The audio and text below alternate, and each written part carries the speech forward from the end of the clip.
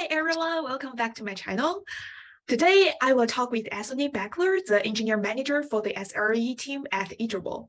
I initially find it is difficult to conduct interview with people I currently work with, since I want to keep my job and hobbies separate. But I changed my mind after I hearing my colleagues' stories and saw their work. As I mentioned previously, Anthony is the EM for the SRE team. The SRE stands for Site Reliability Engineering. All the other engineering teams will need to get in their support for pretty much all the projects. It sounds like a critical teams, but easily to get overwhelmed. I'm impressed that he's super organized with all those projects and in the meantime, passionate and open to all the people he worked with. He is also one African-American manager. I mean, no offense. I honor individuals with diverse identity.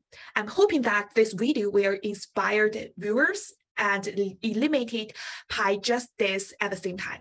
Overall, have a diverse workplace is crucial. Now, let's kick it off.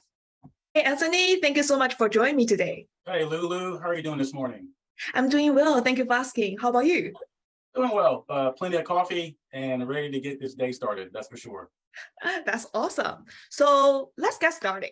Awesome. Would you mind, tell us something about yourself?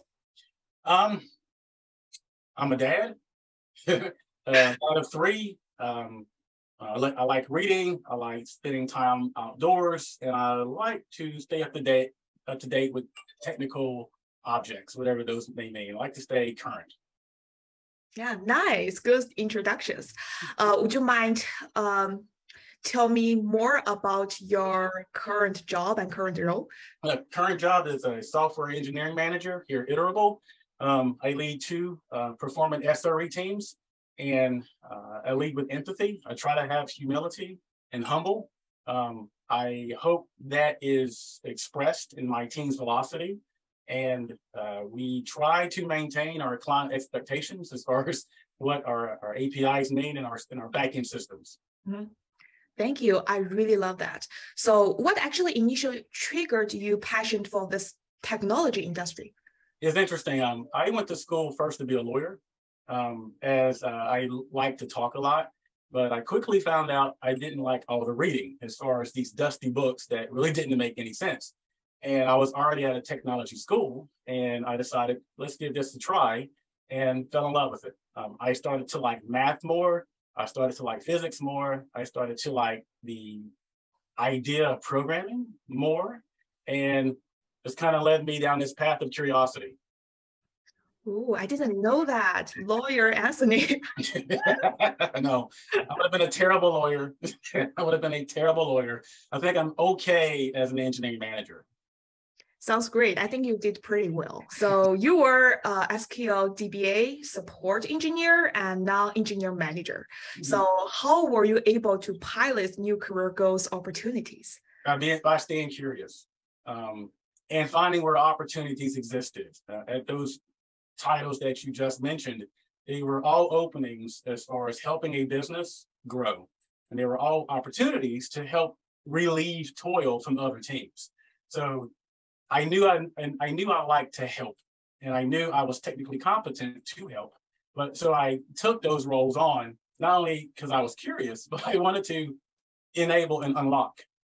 And now I'm in this current role, staying curious, understanding there's a gap somewhere that a team can benefit from, and trying to not own it per se, but own it, meaning I'm going to be the one that's going to help this team unlock and enable them to be successful.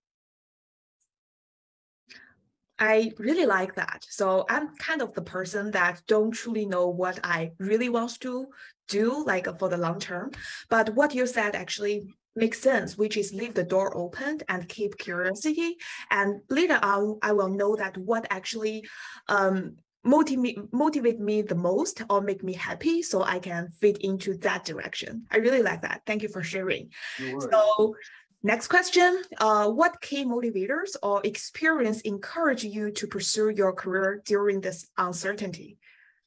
What motivators?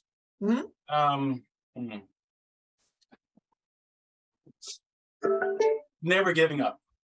Ooh. Never give. There will be things that you will never understand. And there'll be things that you will have a slight understanding of, and never give up trying to understand. But at the same time, don't doubt yourself because you can't know everything. There's a community of people out there sharing. And if you can plug yourself into those communities and not groupthink, but share your experiences, you will naturally get other ideas. And then you being already curious, you will socialize those new experiences and ideas into your own work. And that motivating factor of knowing the unknown, just getting out there, being humble enough to say, I have no idea what this does. And allowing someone else to guide you will grow. And I that is my motivating factor, knowing that I don't know everything. Yeah, I like that. It's okay to not knowing everything, but for sure we need to keep that learning mindset and keep learning and keep just like growing. Yeah. Okay, so that's like next question quite be interesting, at least interests me. So what do you think is the most challenging part of your current role? Oh, humans. There's so many behaviors on teams right now. And when you have a heuristically creative team and they are motivated by different forcing functions, getting everyone on the same page, rowing in the same direction, and trying to accomplish business goals.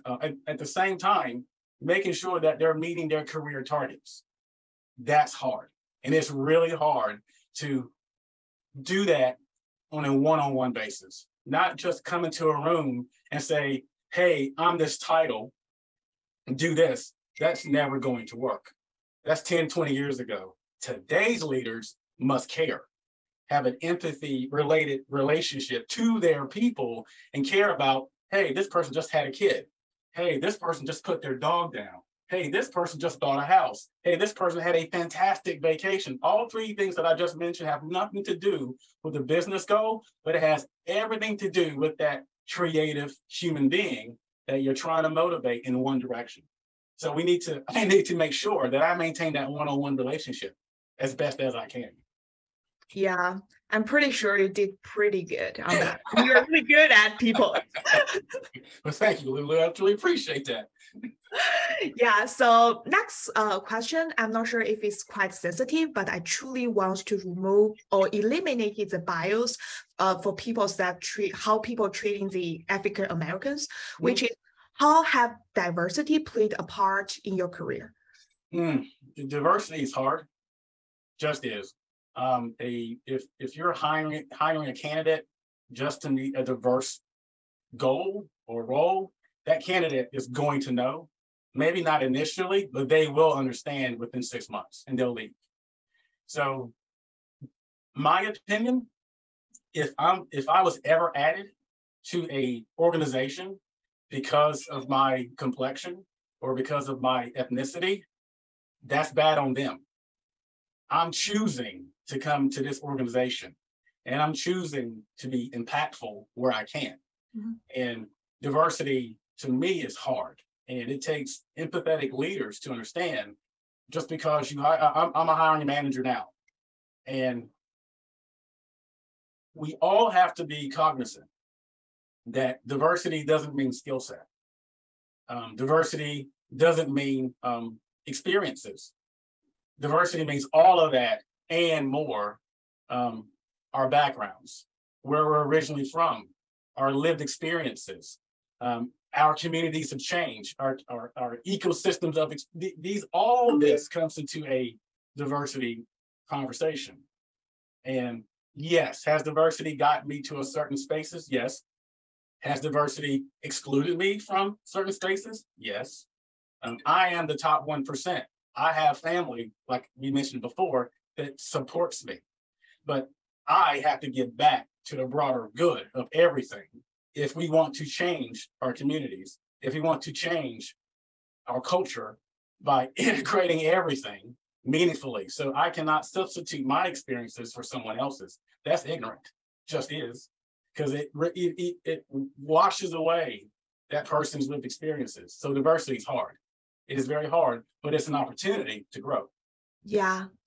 So I can't really speak up for other people's, but I know you pretty well. So I know that you are good enough for your current role. Seems for a lot of people's are quite talented. I think what they need is more about an equal opportunity to actually present themselves. Yes. So that's something I'm trying to promote here. And thank you. Exactly right. Yeah. It should be a real level playing field. And if I had to synthesize that to a one word, two words, level playing field. And that's the only way I think that we're going to get to a reasonable outcome. I like that. Thank you for sharing. Comes to my last question. What's your advice to those individual contributors who wants to move to a managerial role in tech? I would say align with a leader that you feel is doing it correctly. And I say that because I come from several industries where it was wrongly expressed in leadership. It was more carrot stick.